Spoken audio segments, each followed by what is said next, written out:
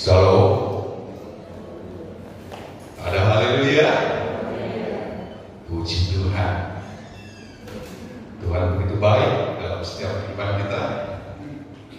Dan saya bersyukur kalau di saat pagi menjelang siang ini saya boleh ada di hadapan Bapak Ibu Saudara kasih dalam Tuhan.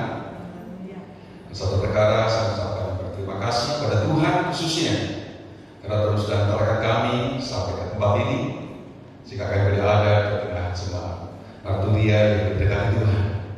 Dan terima kasih buat Ibu Gembala, saya panggil aja Ibu Pebe atau Pebe, lebih mudah ya, untuk kesempatan dan waktunya untuk kami ada di tengah-tengah saudara pada kesempatan siang ini.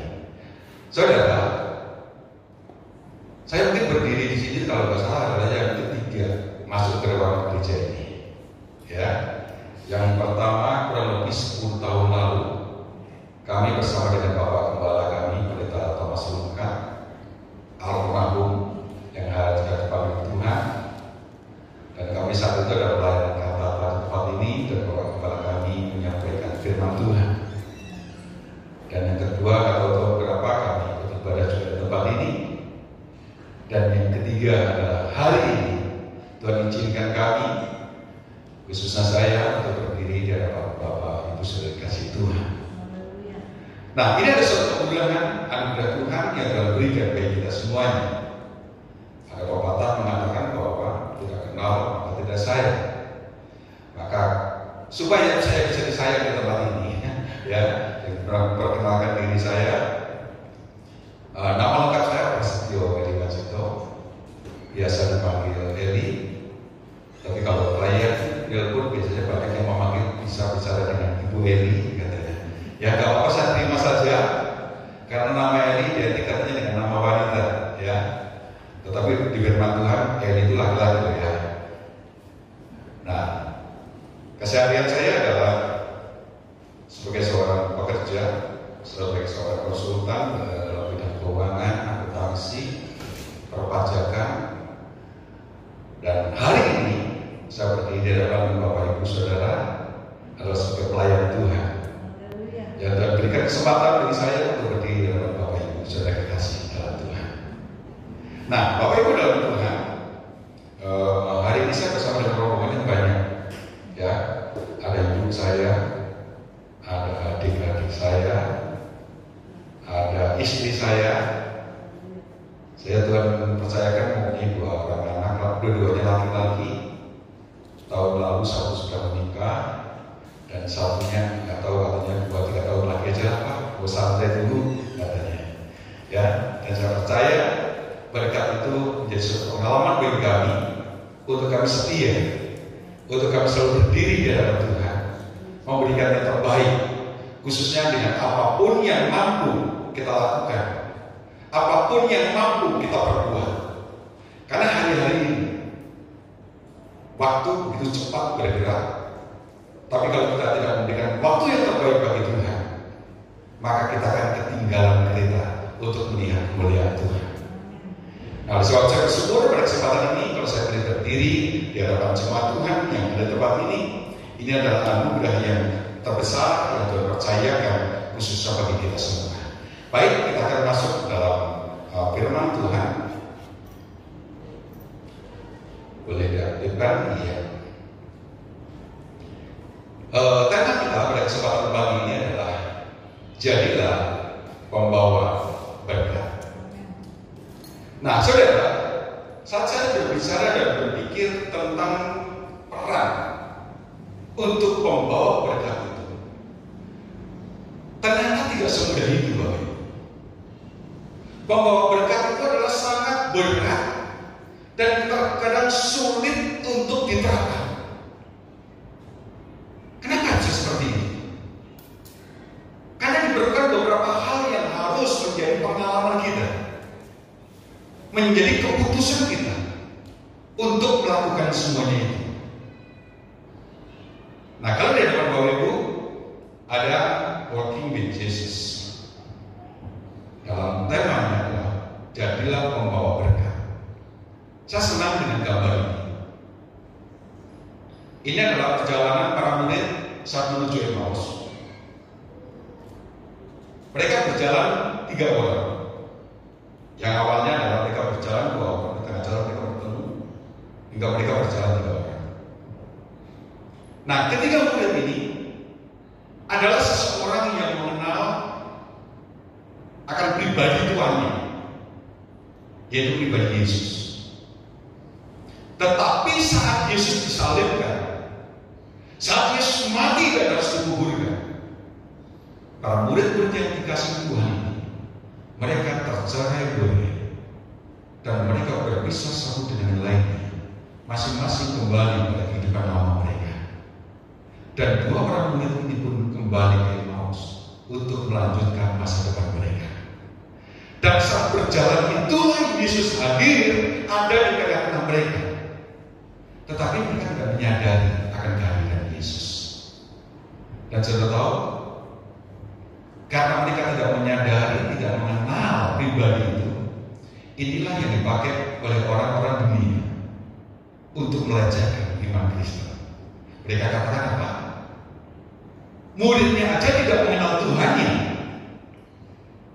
Muridnya aja tidak tahu siapa yang dituhankan itu.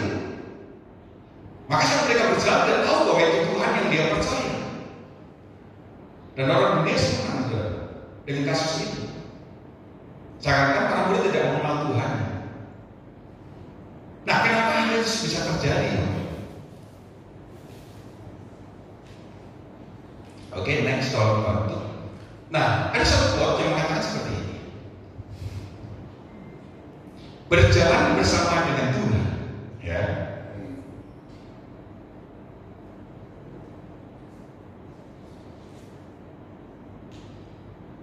Berjalan bersama Tuhan tidak menjanjikan hidup jauh dari masalah. Perhatikan, ya. Berjalan bersama Tuhan tidak menjanjikan hidup jauh dari masalah. Tetapi, nah itu tapi diperhatikan. Mengikut Tuhan pasti ada pertolongan. Tuhan menyelesaikan masalah tepat pada waktunya. Nah, itulah Tuhan kita. Sehingga kalau orang dunia mengatakan bahwa mereka berjalan, para murid saja yang katanya tidak mengenal Tuhannya, mereka salah. Mereka berjalan saat itu mereka mengandalkan manusia mereka. Mereka berjalan saat itu mereka dalam kondisi yang sangat terpuruk, yang sangat terjepit karena kekhawatiran, karena ketakutan. Karena orang yang mereka percaya sebagai guru mereka, baik orang dekat mereka sudah dibunuh. Dan saat mereka berjalan menuju Emmaus, kegalauan itu menutup hati mereka. Ketakutan itu menutup iman mereka. Kekhawatiran itu menutup pandangan mata mereka. Dan sampai mereka tidak mengenal Yesus. Nah, begitulah dalam kehidupan kita hari-hari ini. Manusiawi kita seringkali kita tidak melihat, tidak bisa merasakan kebaikan Tuhan. Seakan-akan tidak ada pertolongan Tuhan. Makanya khotbah mengatakan apa? Berjalan bersama Tuhan tidak menjadikan hidup jauh dari masalah. Masalah itu selalu ada, persoalan itu selalu ada. Yang menjadi pertanyaan, apakah di hati kita tetap ada pengenalan pada pribadi itu? Sehingga kalau kita kalah dengan masalah kita kalah dengan persoalan kita, maka seperti pada kedua murid ini, mereka tidak mengenal kehadiran Yesus. Dan pagi ini, mari kita melihat kehadiran Yesus dalam setiap kehidupan kita. Maka kita akan melihat kemuliaan demi kemuliaan Tuhan. Baik, kita akan baca ayat yang pertama. Tolong bantu next. Amsal 11 ayat yang ke-30 dikatakan seperti ini. Hasil orang benar adalah pohon kehidupan, dan siapa bijak mengambil hati orang. Nah, saudara yang dikasih Tuhan, perhatikan akan ayat ini. Hasil orang benar itu berarti adalah suatu ending, suatu akhir. Ibaratnya kalau kita melangkah berjalan itu adalah suatu tujuan terakhir. Dan kalau kita berbicara kehidupan kita sebagai manusia, maka hasil orang benar adalah setelah kematian. Firman Allah mencatat dalam Amsal 11 ayat yang ke-30 ini, hasil orang benar adalah pohon kehidupan. Dan siapa bijak mengambil hati orang. Apa maksudnya Bapak Ibu? Next. Di situ dikatakan bahwa orang benar itu bagaikan pohon kehidupan. Jadi, kalau orang benar itu bagaikan pohon kehidupan, pohon dikatakan memiliki dahan, memiliki ranting, memiliki batang, dan memiliki akar. Tentu akan ada buah yang dihasilkan. Dan hasil dari pohon kehidupan itu adalah hasil dari kesalehan dan kebaikan-kebaikan kita kepada sesama. Pengajaran-pengajaran, teguran-teguran, teladan-teladan, dan doa-doa kita, ya. Dan itu akan mempengaruhi bumi. Bumi karena berbicara tentang lingkungan yang ada di sekitar kita. Nah, hasil ini seperti buah pohon kehidupan yang berharga dan berguna. Nah, oleh sebab itu firman Allah mencatat, khususnya melalui pribadi Yesus, yang digambarkan dalam 9 karakter, yaitu 9 buah roh. Nah, salah satu yang dikatakan bahwa buah roh adalah kasih, dan kasih itu adalah berbicara tentang pribadi Yesus yang sesungguhnya. Nah, buah pohon kehidupan ini harus terlihat dari kesalehan kita, harus terlihat dari kebaikan kita, harus terlihat dari setiap perkataan demi perkataan kita, dan harus terlihat dari setiap teladan demi teladan kita. Dan bumi dan orang sekitar kita, mereka melihat apa setiap buah keseluruhannya itu.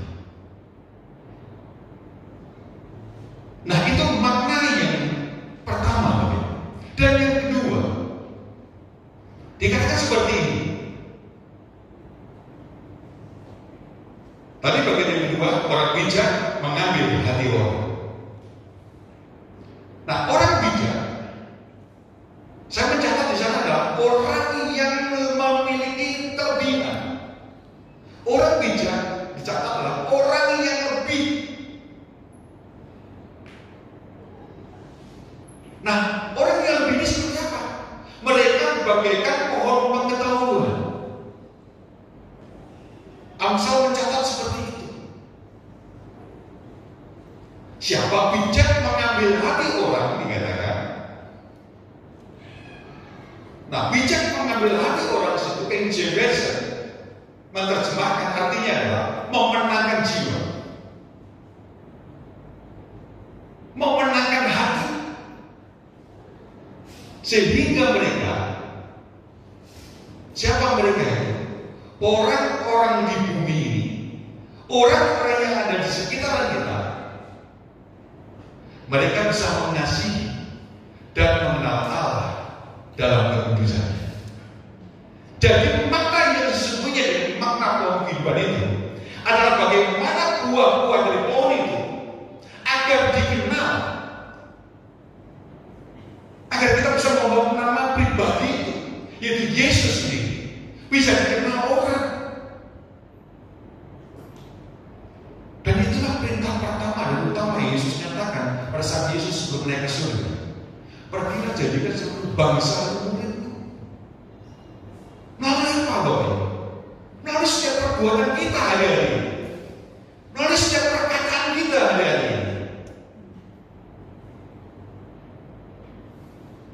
Nah, dunia seringkali berbicara tentang akhir kehidupan adalah, kalau berbicara tentang akhir kehidupan adalah berbicara tentang berkah.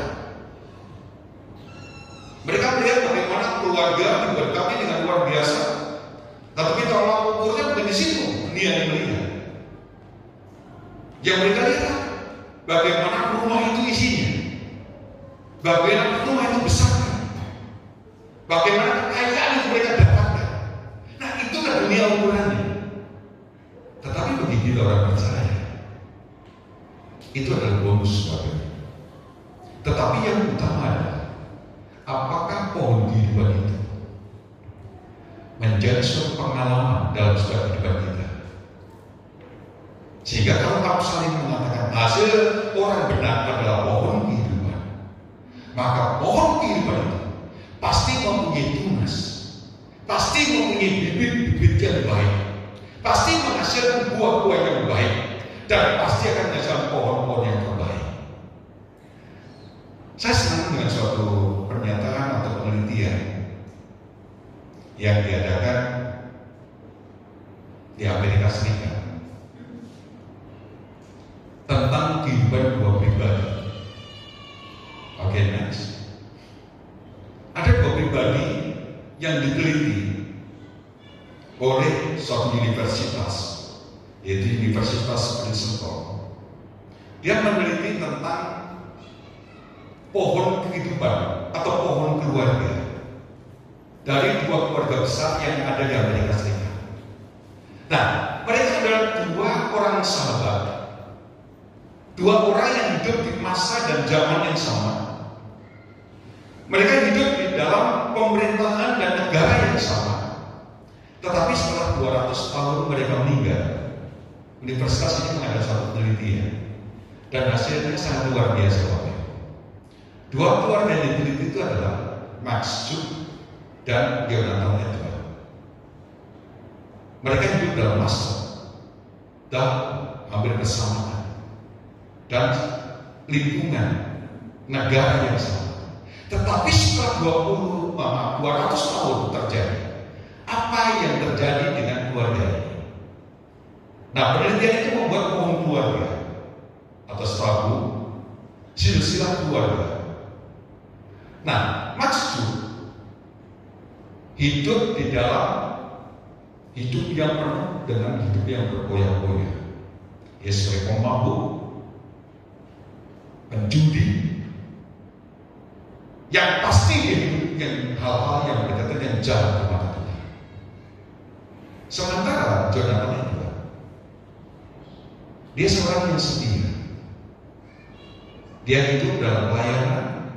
Dia senang melayani Tuhan. Dia senang di hadapan Tuhan.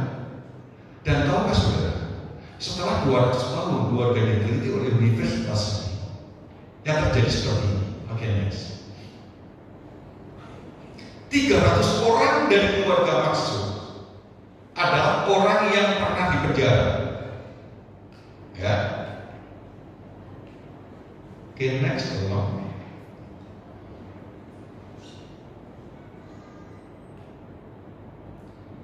Ya, keluarkan semua saja sampai 8. Nah, 440 adalah pemabuk, 310 orang gelandangan, 190 orang pelacur, 130 pelaku kriminal, 60 pencuri dan perampok, 55 pelaku pelecehan seksual, dan 7 orang pembunuh. Ini susunan keluarga dari Max Schuh. Dia memiliki 1026 keturunan, dan boleh hampir dikatakan di dalam tulisan biografi ini, hampir 100% dia keturunan Max Schuh yang diawali dengan kehidupan yang penuh dengan dosa itu menghasilkan pohon yang hidupnya ada dalam kejahatan yang hampir sama dengan apa yang dilakukan oleh Max Schuh. Nah, bagian yang kedua, Jonathan Edwards. Next.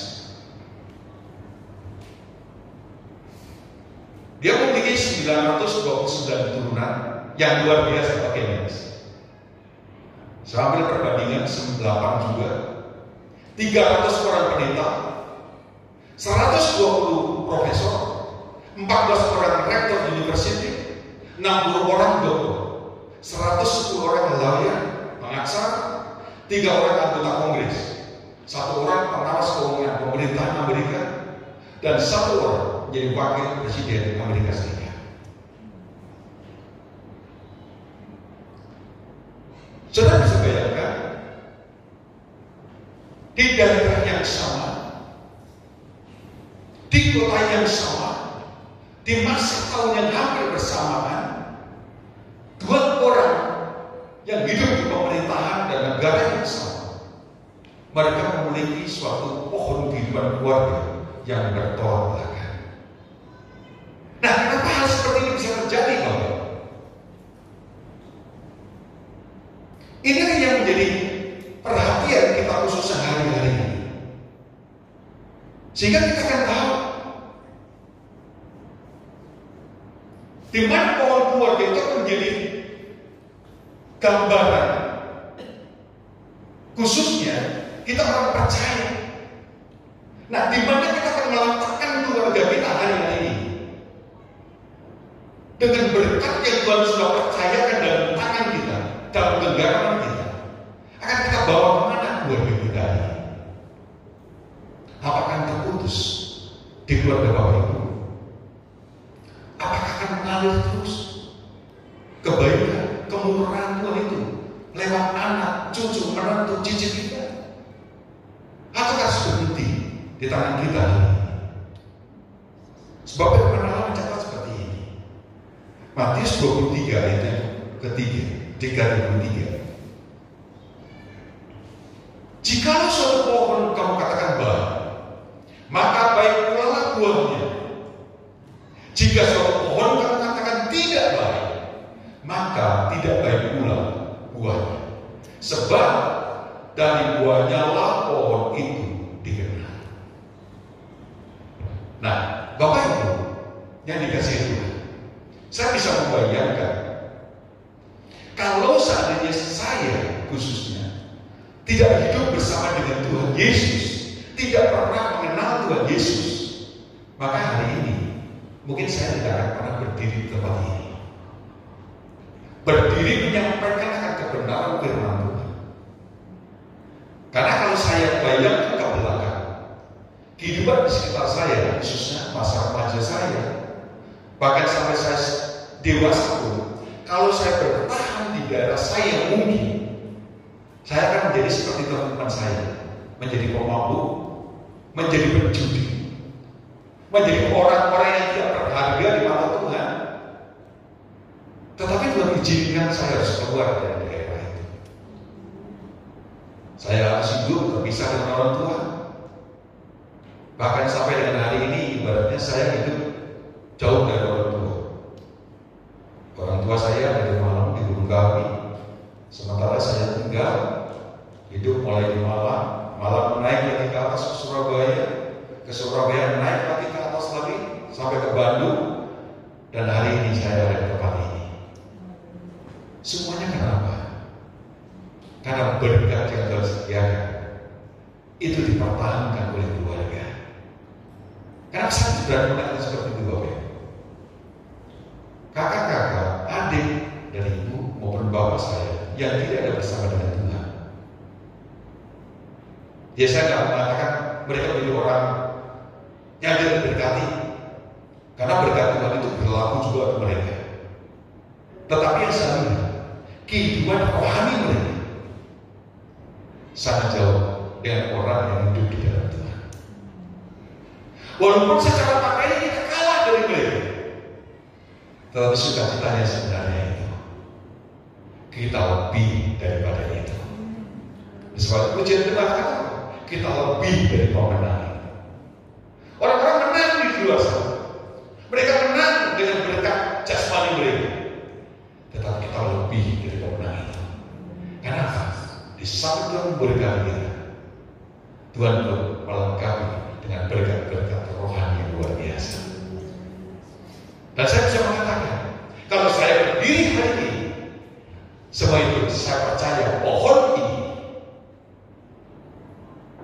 buah ini adalah buah yang orang tua saya khususnya, orang tua kami khususnya, udah tabur dan tanam dan pelihara,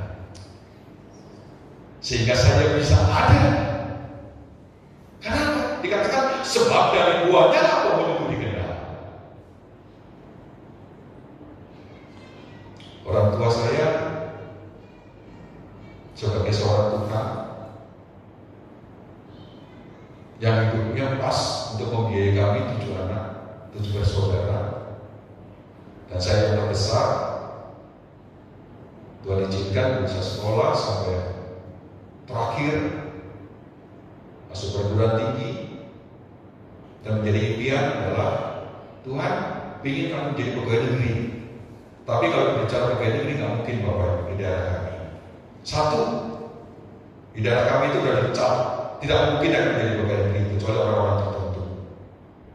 Dan saat kami melanjutkan sekolah, yang kami dengar adalah ejekan, omongan, apalagi saat kami masuk SMA. Mau jadi apa? Orang anaknya tukang aja. Mau jadi apa?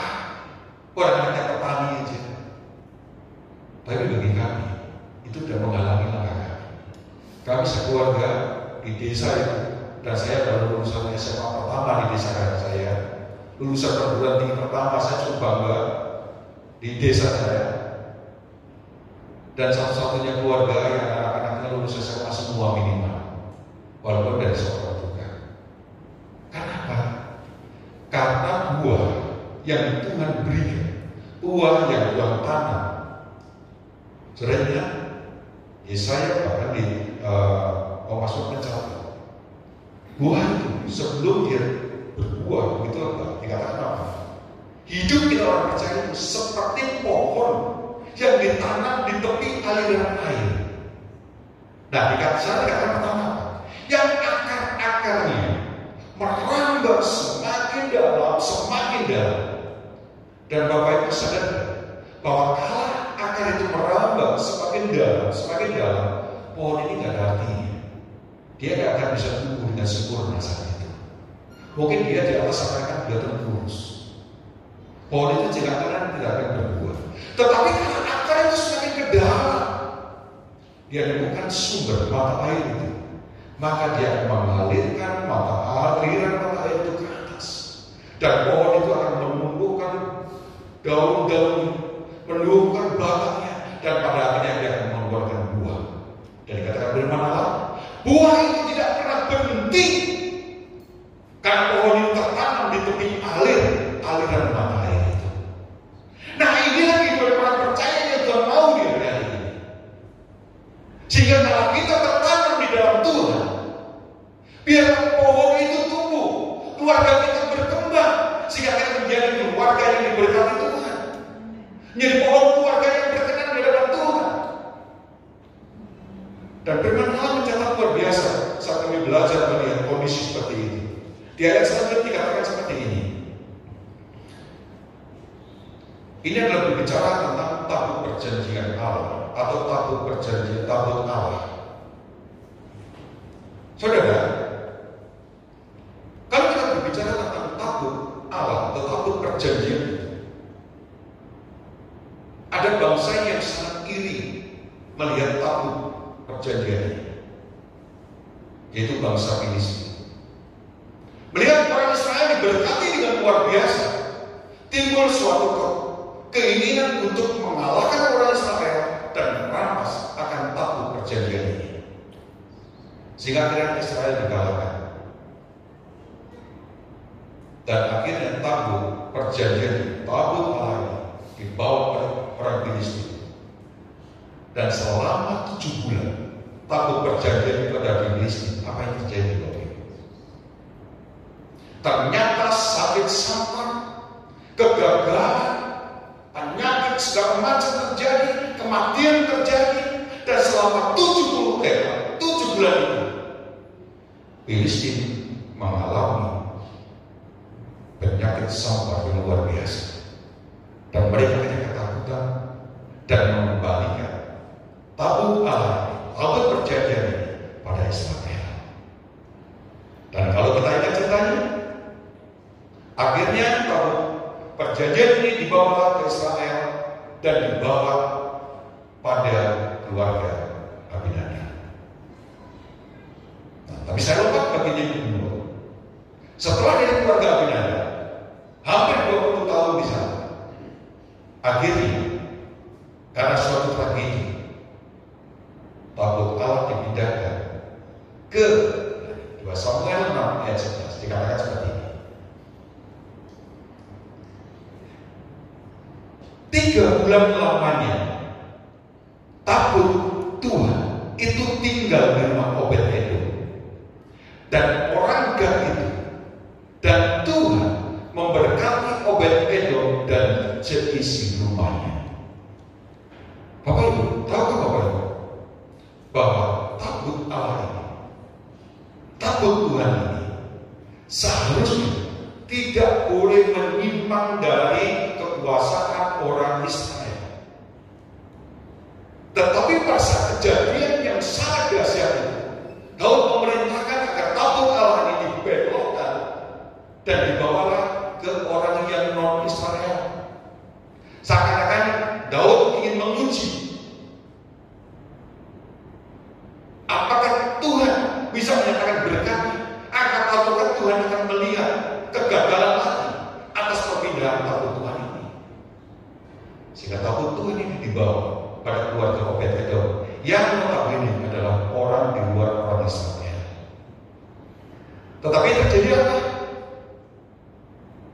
Dikatakan 3 bulan lamanya tabut Tuhan itu tinggal di rumah Obed-Edom, orang Gad itu, dan Tuhan memberkati Obed-Edom dan seisi rumahnya.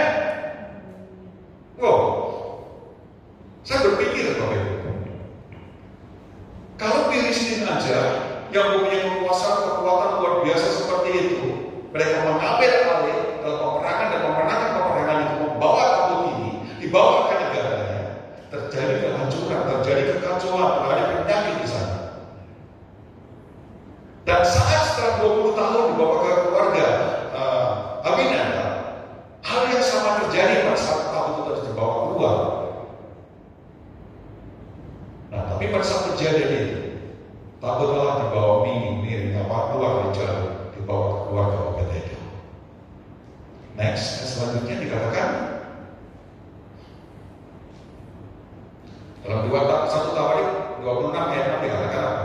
Bagi Shemaya, anak Obed-Edom itu, lahirlah anak-anak. Mereka memegang pemerintahan di antara keluarga mereka, sebab mereka itu adalah pahlawan yang gagah perkasa. Wow. Hanya selama 3 bulan.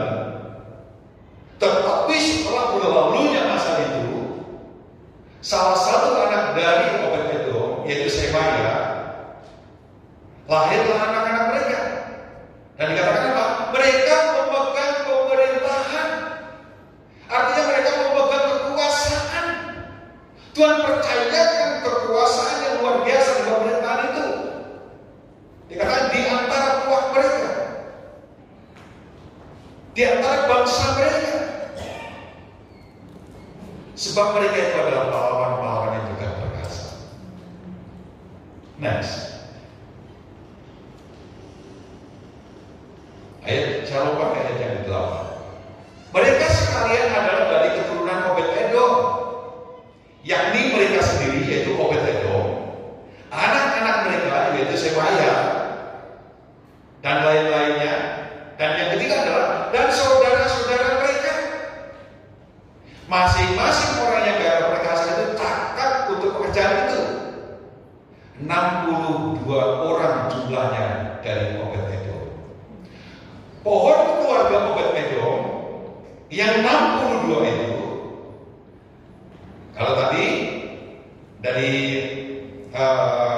pohon keluarga yang pertama, yang dari Mas, dia sampai 1000 orang.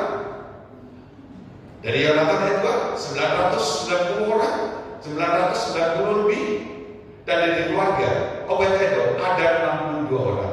Dan mereka adalah orang-orang yang cakap dan gagah perkasa. Kenapa? Dalam ayat yang pertama tadi apa? Mereka diberkati Tuhan. Mereka hidup bersama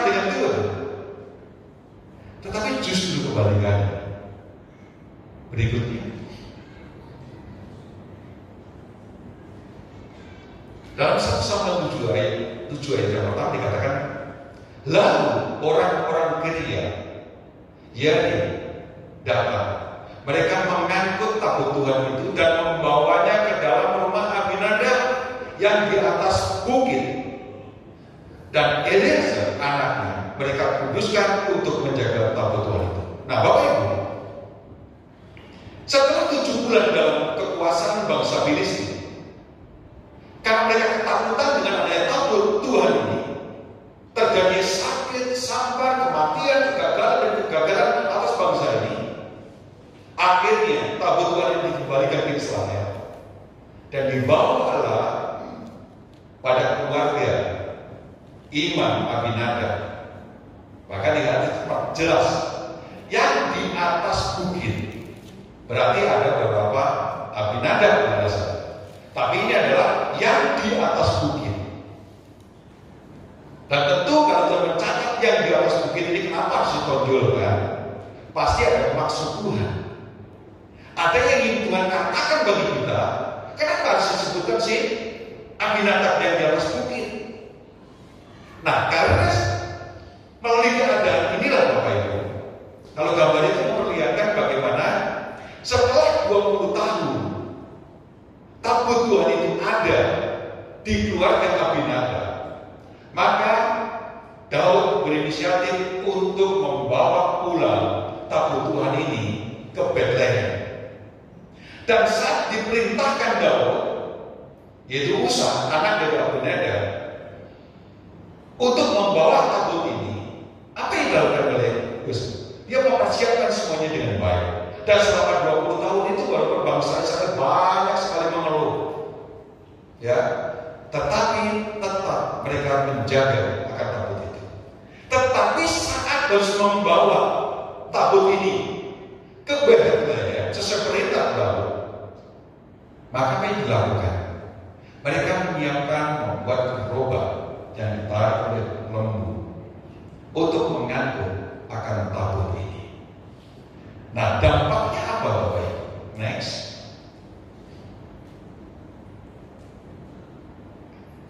Sejak saat itu tinggal di Gilead Yerim berlalulah waktu yang cukup lama, yakni 20 tahun ya. Firman Allah mencatat 20 tahun. Dan seluruh kaum Israel mengeluh kepada Tuhan. Ini kalau saya tegarkan terus. Udah diberkati itu, udah ditolong Tuhan. Pada saat tabut itu ada tengah-tengah mereka, seharusnya mereka bersuka cita. Mereka memuji Tuhan seharusnya. Tetapi justru mereka selalu mengeluh dan mengeluh. Sehingga keputusan yang Daud ambil, dia harus bawa kembali tabut ini menuju ke Yerusalem. Next. Nah, yang terjadi dalam pengiringannya, dalam persiapannya, Usa menyiapkannya semuanya serba baik. Tetapi dalam ayat 6, 2 Samuel 6 ayat itu dikatakan, maka bangkitlah murka Tuhan terhadap Usa, lalu Allah membunuh dia di sana karena keteladanan itu. Ia mati di sana dekat tabut Allah itu. Nah, saat kejadian ini Bapak Ibu, Daud sempat marah pada Tuhan. Daud sempat kesal pada Tuhan. Kenapa? Keluarga ini, keluarga Abinadab ini, yang pada saat itu sudah dikuasakan dan diserahkan pada Usa untuk membawa tabut Allah ini, tabut Tuhan ini ke Yerusalem. Ternyata pada saat tabut itu akan jatuh, sementara terprosok dan akan jatuh, Usa berusaha untuk menahan agar tabut itu tidak jatuh dan menyentuh tanah. Tetapi saat Usa menyentuh akan tabut itu, saat itulah Usa langsung mati, terbakar. Nah, dan saat kejadian itu berlalu, Daud marah pada Tuhan. Kenapa hal itu bisa terjadi, Bapak Ibu? Kalau Bapak Ibu baca keseluruhan, maka kita akan mendapatkan dalam rentang waktu 20 tahun keluarga itu sudah menjaga, memelihara, mungkin memberikan suatu ukupan agar ini terlalu terjaga tabut ini. Ternyata melalui kejadian itu, Usaha harus menembus dengan kematian. Ada kegagalan selama 20 tahun. Dan firman Allah tidak mencatat bahwa keluarga Abinadab ada diberkati menjadi orang-orang yang besar. Tidak dicatat itu. Tapi justru yang dicatat tentang kegagalan keluarga Abinadab membawa tabut ini dan yang berujung pada suatu kematian. Nah, ternyata Bapak Ibu, untuk membawa tabut Tuhan itu diperlukan suatu syarat. Kalau tadi Bapak Ibu gambar itu diambil banyak gambaran-gambaran tentang tabut Allah. Dia ada setongkat kiri kanan yang itu harusnya dipikul oleh 4 orang. Makanya pada ayat yang pertama tadi dikatakan apa? Pada keluarga Abinadab yang di atas bukit. Jadi Usa memikirkan bahwa bukit yang akan dia lewati, jalur yang akan dilewati adalah jalur yang susah. Sehingga dia punya satu keputusan melalui akalnya, melalui pikirannya, melalui apa yang dia mungkin mampu, dan akhirnya dia membuat gerobak itu. Dan saat gerobak itu terprosok karena berjatuh saat masuk di samudera, gerobak yang berjatuh dan dia berusaha untuk menahan agar dia jatuh ke tanah. Dan saat itulah api menyambar dan dia harus meninggal. Kenapa? Dia lalai. Dia lalai. Karena tabut ini memindahkannya dari satu tempat ke tempat lain harus dipikul oleh orang-orang yang bertugas dan dikuduskan untuk membawa tabut itu. Tetapi Musa melalui pengertiannya, melalui pemahamannya, dia mengambil satu keputusan yang membuat berubah kita. Dan akhirnya kematian yang dia didapat. Akhirnya keluarga ini Bapak Ibu ditutup dengan suatu kegagalan di dalam Tuhan. Karena apa? Karena ada ketidaktaatan, karena ada ketidakpatuhan, karena ada ketidakpenyerahan dan kepercayaan pada Tuhan dan apa yang harus dia hadapi. Dia membayangkan saat dia harus turun dari bukit, betapa sulit. Dia harus naik kembali ke bukit yang lain, betapa susah. Makanya lebih mudah dia harus pakai gerobak itu. Tetapi kalau Tuhan mau, kalau Tuhan izinkan, makanya berbicara tentang hal ini adalah berbicara tentang ketaatan, berbicara tentang kepatuhan. Nah, sebab sebagai tema tadi, bagaimana kita bisa membawa ketaatan kita khususnya untuk keluarga besar kita. Apakah berakhir di tangan kita hari ini?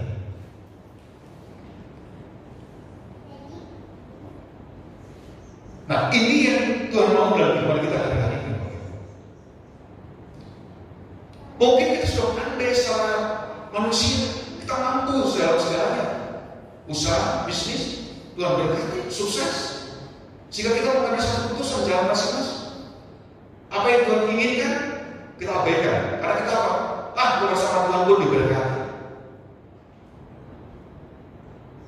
Saya katakan benar, tidak bersama Tuhan pun diberkati. Makanya jadi Tuhan pada saat pemisahan Ismail, Tuhan buang. Jadi Tuhan, dia akan memberkati Ismail dan menjadi bangsa yang besar. Dan berkat yang sama berlaku untuk Ishak. Tapi berkat itu berlimpah, bertambah. Kenapa? Bersamaan dengan berkat yang lain yang dibuat berkat materi itu. Nah, ini yang hari-hari ini seringkali kita gagal. Kita tidak mengenal Tuhan kita karena kita merasa kita mampu. Kita bisa menentukan segalanya menurut pemikiran kita, menurut akal kita. Jika segalanya kita pakai logika dan logika. Dan saat kita mengandalkan logika itulah banyak orang jatuh di hari ini. Makanya dikatakan hamba Tuhan menjauh hari ini. Kenapa? Mereka pakai logika. Mereka melihat firman Allah tidak masuk logika, akhirnya pindah shelter. Orang percaya mungkin setia mengikut Tuhan karena pakai logika. Alkitab tidak masuk logika, mereka pindah shelter. Dengan mudahnya seperti itu. Karena Tuhan mau hari ini seperti hari Yesus. Oke, next.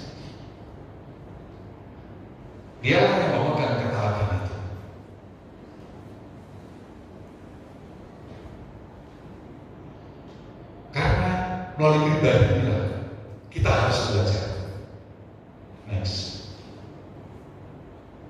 Dalam Filipi 2 ayat 8 dikatakan, dan dalam keadaan sebagai manusia, ia telah merendahkan dirinya dan taat sampai mati, bahkan mati di kayu salib. Ya, ditekankan, bahkan mati di kayu salib. Penekanan itu artinya apa, Bapak Ibu? Ada sesuatu kenapa dia tekankan bahkan mati di kayu salib? Karena itu ada berbicara tentang penghinaan. Dia mati dalam penghinaan yang paling hina. Karena orang yang disalib adalah penjahat dan mereka hina kematiannya lewat kayu salib ini. Tapi Yesus mengajar kepada kita, pegang ketaatan itu. Dia mengajarkan dia taat sampai mati.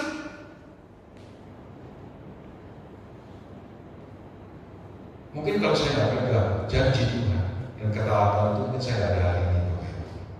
Jujur, minggu lalu atau 2 minggu yang lalu, saat kami mau ada ibadah rayon di rumah, saya mempersiapkan, ada geser-geser, ada almari, ada barang-barang di bawah saya angkat. Dan saat kami angkat, ternyata nggak tahu bagaimana kejadiannya, pinggang saya kejepit. Kaki sebelah kiri saya, kalau saya gerakan malam itu, saya habis ibadah, bahkan selama ibadah pun saya mengalami kesakitan yang sangat luar biasa. Karena saat saya duduk, begitu saya mau berdiri, saya katakan saya nggak bisa berdiri. Saya harus menggunakan tangan saya tekan, saya baru berdiri. Dan saat berdiri, saya harus dalam beberapa waktu itu kondisinya seperti ini, Bapak Ibu. Dan saya akan lurus itu nggak bisa. Saya harus pelan-pelan, saya pegangan, saya paksa sedikit demi sedikit, hampir 1 menit baru saya bisa lurus. Dan saat lurus itu saya bisa berjalan.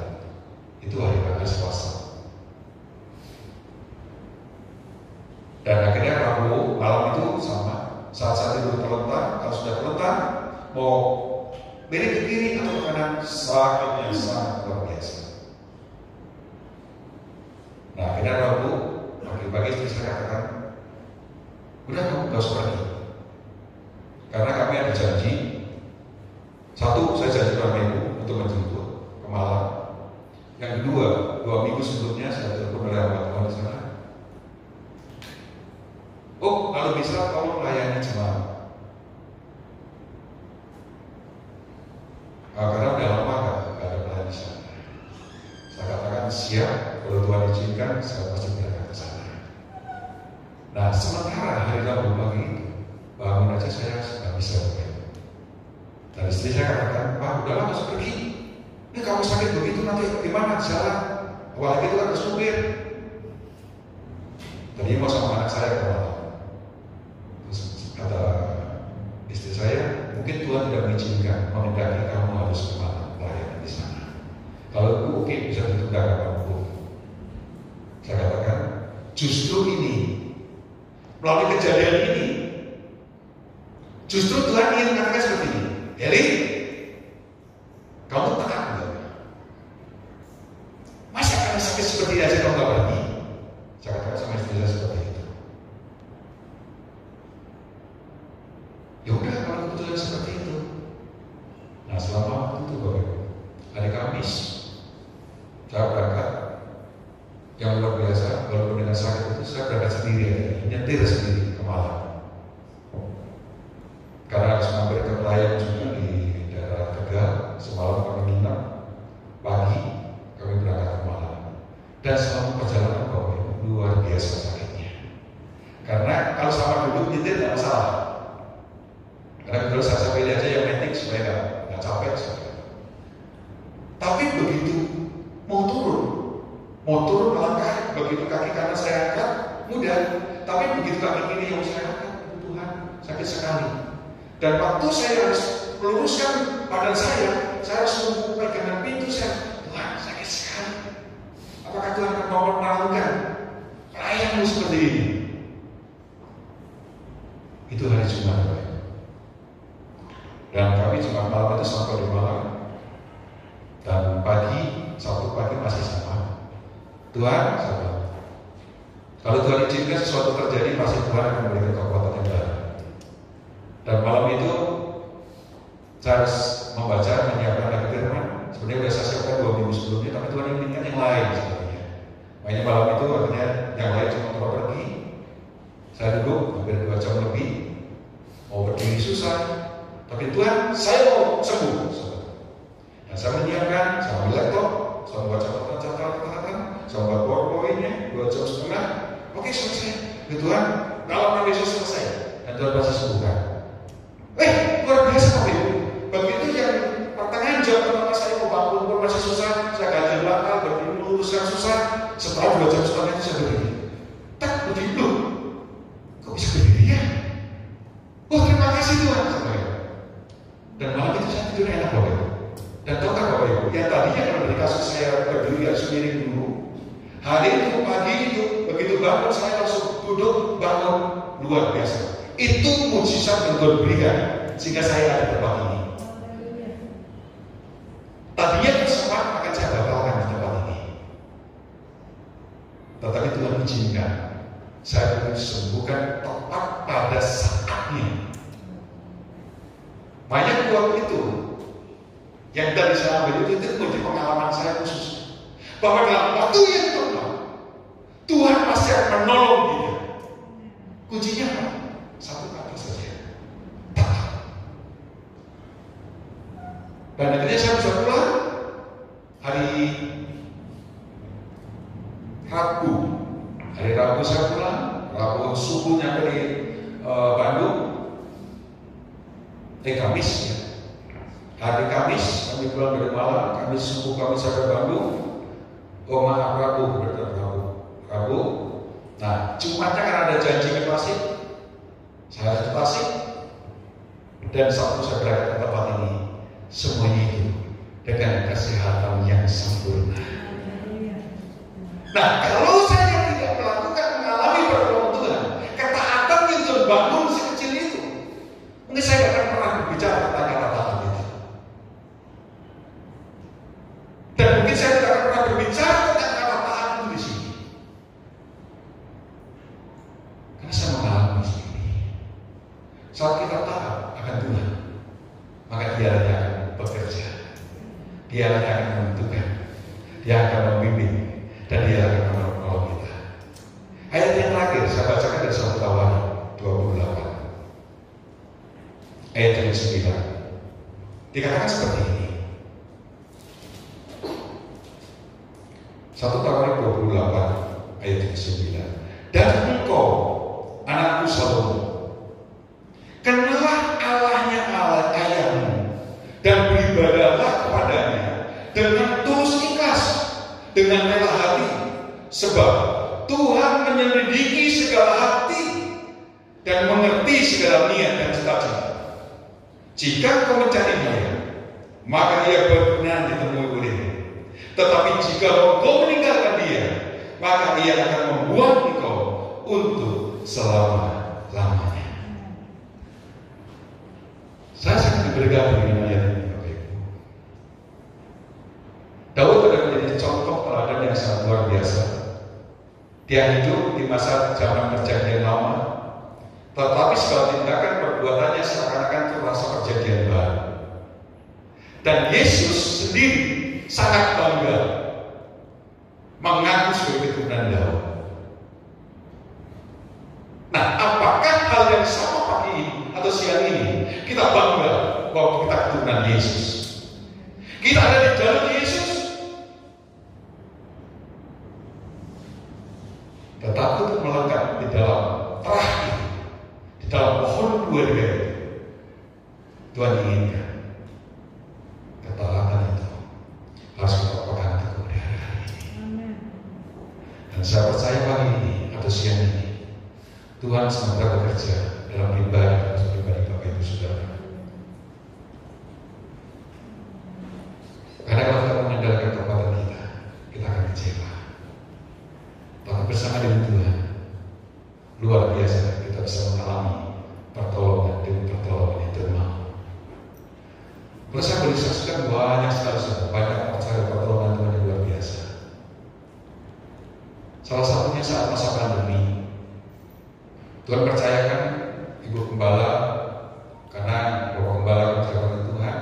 Oh yang atas salam untuk Tante Bebe dari Ibu Dotunka. Kami sementara membentuk panitia kecil tadinya. Saya sudah berpikir bahwa nama-nama ini nantinya akan saya usulkan ke beliau agar diangkat menjadi panitia kecil untuk renovasi gereja. Kenapa? Jujur, pernah saat kami melayani kantor di sini, kami sudah melihat kondisi di atas, ada balkon kecil, indah gitu. Ya, sehingga pada saat kami berbicara renovasi, tercetus bagaimana kita kalau nggak ada perubahan gini-gini. Kondisi gereja sebenarnya bukan rusak, enggak, tapi platform sudah memang lumayan berat. Ya udah, kita buat aja lantai 2. Baik, yang tadinya kita budget hanya 200 juta, naik menjadi 600 juta, tetapi Tuhan izinkan dalam masa pandemi itu, ini hampir menginjak tahun yang kedua ini. Dan saya janji bulan Juni ini harus saya bereskan dan selesai. Tahukah saudara dari rencana 200 juta itu akhirnya berkembang menjadi 2 M. Dalam masa pandemi, jemaat banyak yang gugur, tetapi dalam jangka waktu 1,5 tahun itu Tuhan sediakan berkat yang luar biasa. Dan saat mengemban tugas sebagai ketua panitianya, akhirnya saya harus bertanggung jawab. Tuhan, kayaknya nggak mungkin. Tetapi kalau kita percaya, kita mengandalkan Tuhan, tidak ada kata tidak mungkin. Pasti Tuhan campur tangan dalam segala perkara itu. Dan ini adalah pengalaman kami. Dalam pekerjaan pun, perusahaan-perusahaan lain boleh banyak, Bandung boleh goyah karena banyak pabrik tekstil yang tutup. Tetapi melalui kondisi seperti itu, Tuhan berkati kita semakin ada ya. Saya nggak ngerti kenapa Tuhan beri ini, Tuhan beri ini, Tuhan beri ini. Kenapa? Kita hidup dalam lingkup kekuasaan Dia. Itu Yesus yang jadi kekuatan, Yesus yang jadi pengharapan setiap kita orang-orang percaya hari ini. Jangan mengandalkan akal budimu, jangan mengandalkan kekuatanmu, maka akan melihat kegagalan dan kegagalan. Karena apa? Larinya semua ukurannya adalah logika. Tapi saat kita bersama dengan Yesus, ukurannya semuanya adalah iman. Yang harus kita tanamkan, terjadi atau tidak terjadi, kita percaya bahwa itu akan terjadi. Itulah iman. Dan saat kita bisa bangun semuanya itu, maka kita akan bisa melihat bagaimana kasih dan kemuliaan Tuhan berlaku dalam setiap kehidupan kita.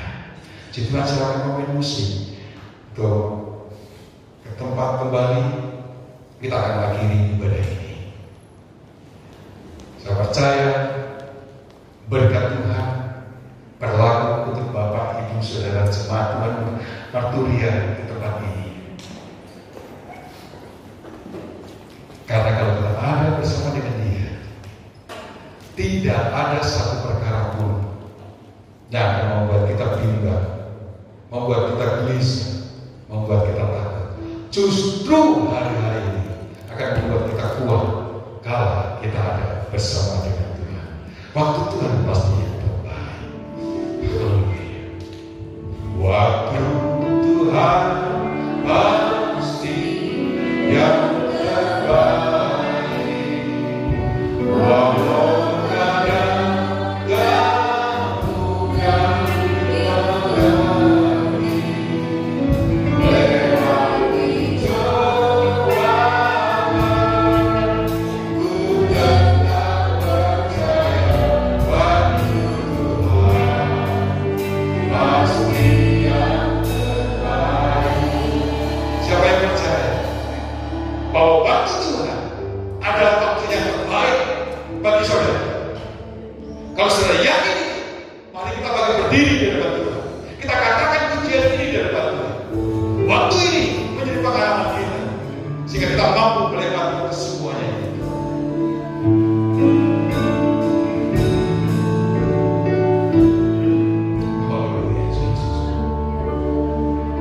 waktu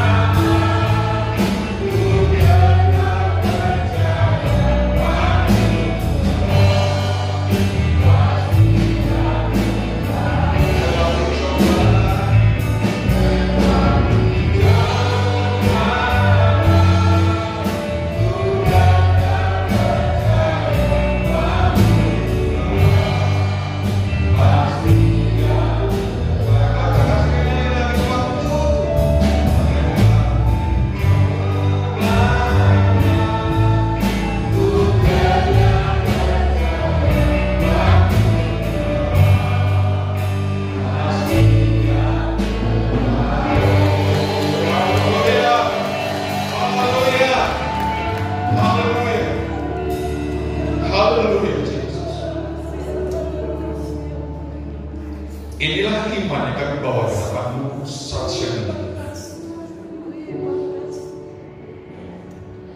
Walau mungkin seakan pandangan kami jauh melihat akan Engkau.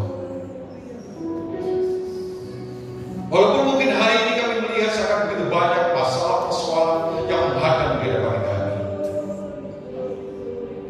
Tapi satu perkara iman yang kami bawa di hadapan-Mu adalah iman yang penuh dengan pengharapan dan keyakinan bahwa Tuhan pasti menetapi, pasti menyelesaikan setiap masalah persoalan ini. Terima kasih untuk berkat.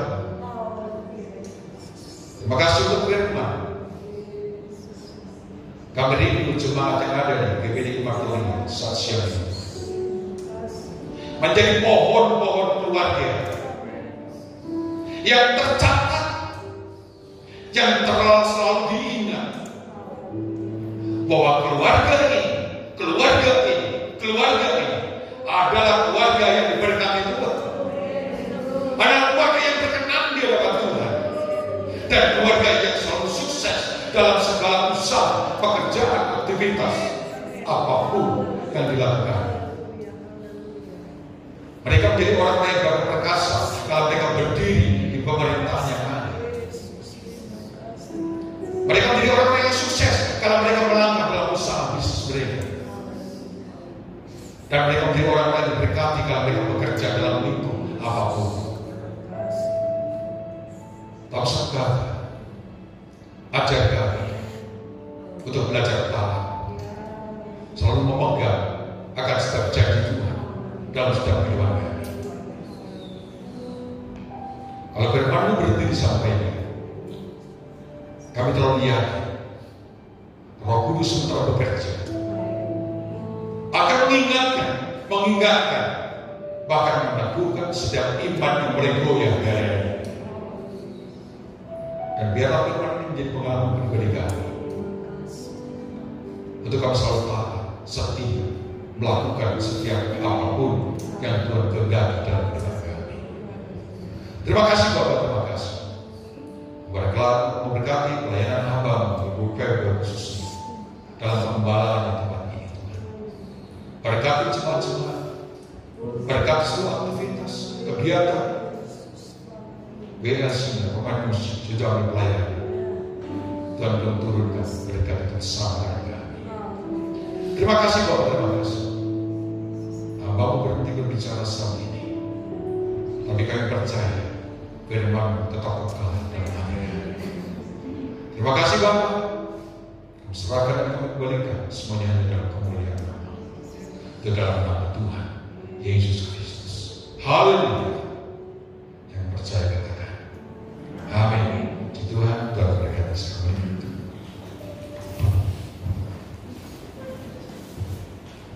Puji Tuhan, Tuhan memberkati pelayan Tuhan yang sudah melayani kita pada saat siang hari ini. Puji Tuhan, pada siang hari ini kita diberkati melalui firman Tuhan yang begitu luar biasa. Berkat yang luar biasa buat kita semua. Ucapkan terima kasih buat Bapak Prasetyo Eli Wajito. Tuhan Yesus memberkati bersama Ibu. Saya juga panggil emak, juga semua kakak adik yang ada di tempat ini. Selamat beribadah. Kita boleh bersama-sama menikmati berkat Tuhan. Karena kasih Tuhan yang besar, kita bangga, kita boleh menjadi anak Yesus. Kita mau diberkati saudara kekasih. Hanya satu, taat. Kita mau taat, setia kepada Tuhan. Keluarga besar, bukannya hanya saya, bukannya hanya kamu, tetapi keluarga besar akan diberkati. Tuhan kita adalah Tuhan yang ajaib, Tuhan yang dahsyat, Tuhan yang hebat. Dia tidak memberkati dengan hanya keluarga, mungkin orang tua, hanya papa, tidak. Dari mama sampai orang tua, sampai anak, sampai cucu, semua dia akan memberkati. Kita berdoa Tuhan Yesus Kristus. Dia Puji Tuhan, saya akan mengundang kita semua bangkit berdiri mengakhiri ibadah pada siang hari ini. Dengan pujian kami memuji kebesaran Tuhan.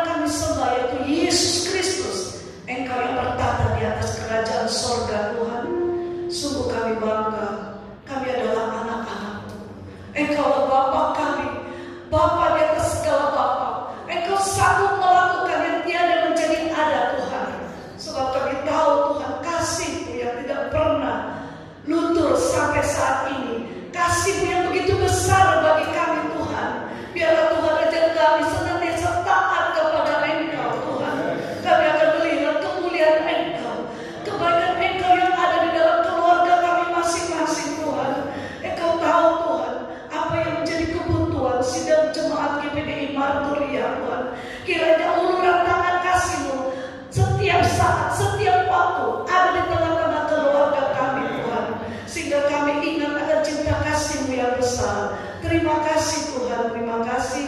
Saat ini kami mau berdoa Tuhan buat anak-anak-Mu yang sudah ambil bagian untuk melayani Engkau, dari pemimpin pujian, singer, pemain musik, penyambutan, sound system overhead, bahkan yang merekam Tuhan. Terlebih Tuhan kami anak-anak-Mu Tuhan, sidang jemaat GPDI Martoya, kami datang untuk memuji dan menyembah Engkau. Terlebih kami dibekali oleh firman-Mu Tuhan. Biarlah firman-Mu itu Tuhan boleh menjadi satu contoh bagi kami.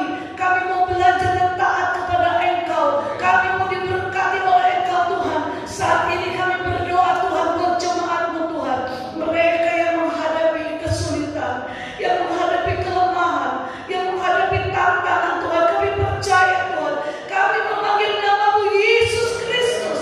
Engkau akan menolong setiap kami Tuhan, setiap pekerjaan-pekerjaan yang ada Tuhan, bisnis Tuhan, pelayanan, bahkan ibu-ibu rumah tangga, ada di anak-anak sekolah minggu Tuhan, anak-anak pemuda remaja, sampai orang dewasa, tetap serahkan ke dalam tangan-Mu Tuhan, sehingga kami boleh melihat kasih-Mu yang begitu luar biasa. Ajar kami senantiasa taat kepada Engkau Tuhan. Kami tahu jalan-jalan kami hanya Engkau yang memimpin Tuhan, sehingga kami boleh menjadi orang-orang yang baik. Kami boleh menjadi saksi-Mu Tuhan dimanapun kami berada. Kami mau menyembah Engkau, kami mau memuliakan nama Engkau Tuhan dimanapun kami berada Tuhan. Ajar kami Tuhan menjadi seorang murid yang setia Bapa. Terima kasih Tuhan, terima kasih. Nama juga berdoa Tuhan buat Bapak Eli yang sudah melayani pada pagi hari ini Tuhan. Engkau melihat Tuhan sebagai seorang Bapa di tengah-tengah keluarga, walaupun Tuhan pekerjaan-pekerjaan yang dia lalui, tetap dia mau melayani Engkau Tuhan. Satu pekerjaan yang luar biasa Tuhan. Engkau pakai dia semakin hari semakin heran, dimanapun berada, menjadi berkat Tuhan. Bahkan berkati istri, anak-anak yang ada, bahkan keluarga besar, Bapak juga serahkan ke dalam tangan-Mu. Terima kasih Tuhan, terima kasih Bapak yang baik, Bapak yang hebat, Bapak yang luar biasa.